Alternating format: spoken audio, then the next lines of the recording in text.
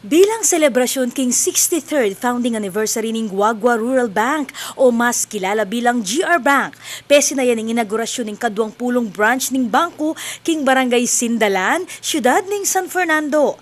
Meto nga kanong patunay iti na manibati niyang mitalakadyang 1954. Balaos ng pamagtangkilik dareng kabalen, alimuketi king Central Luzon, nune mabilog a bansa. Kabilang na yung negosyanteng ipurifikasyon tanglaw ang makibandi ng pistahan pawn shop kareng maluwat ng loyal clients ng GR Bank ang maraguling bilib king serbisyo ng bangko. Ala na ako manasabi, makaila, may entertain la.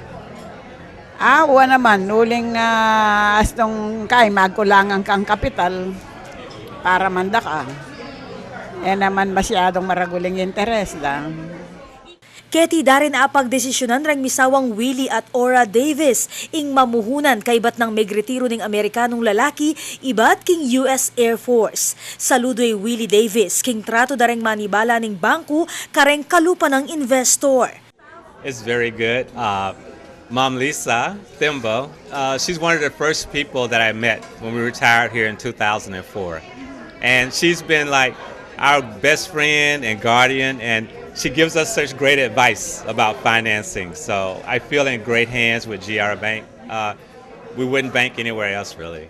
Tututukan ng GR Bank king pamagpasikan kareng negosyanteng kabilang king micro, small and medium enterprises. Agpang kang GR Bank Executive Vice President at Chief Operating Officer ay Elizabeth Carlos Timbol, susopan la rin bisang magnegosyo king karelang kapital at antabayanan lareti ang king apalabong ngayong puhunan. For they don't really take focus on this kind of market, MSMEs, because usually they're focused and the other banks are focused on the large scale businesses. But who would help of this small businesses?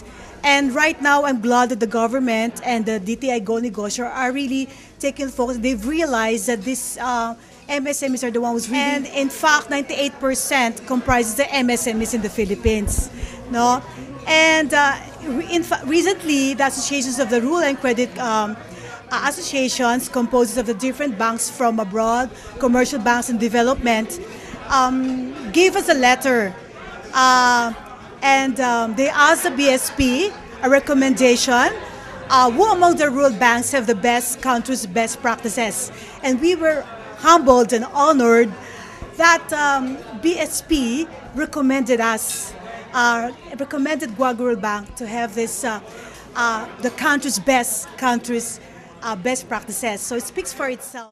Pag maragul dareng manibala ng GR Bank, natuklo na king 4 billion pesos ing asset ng kumpanya, kabang 1 billion pesos a kapital. Manualay Director Carlos Coronel na panaligan ding GR Bank, pauli ng kalidad a serbisyo dareng talapagobra, magumpisa kareng branch manager, branch accountants, angga kareng bank tellers. Sa palagay ko, mapagmamalaki namin yung talagang puso sa serbisyo. Kasi lahat naman yan, lahat pare-pareho ang ino-offer. So, nasa ano yan nasa serbisyo. So, palagay ko, nakaka-compete kami sa level of service na nabibigay ng aming mga Kukumbira na lang VP Elizabeth Timbol ring kabalen na bumisita sa anuman kareng 20 branches ng GR Bank. We are inviting yung mga Hutigat Sindalan branch, and not only Sindalan branch, to yung mga sa nearby areas na magbangko sa amin. We can borrow from as low as 5,000 to 200 million.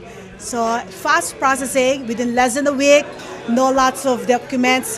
Huwag ko kayong mahiya na lumapit kayo sa mga nearest branches namin para mag-apply or magdeposito kayo as early as 100 pesos. As low as 100 pesos. Ako po, Patricia Mamangon para King News Force, Pampanga. Balitang tutuking balen, susuyo.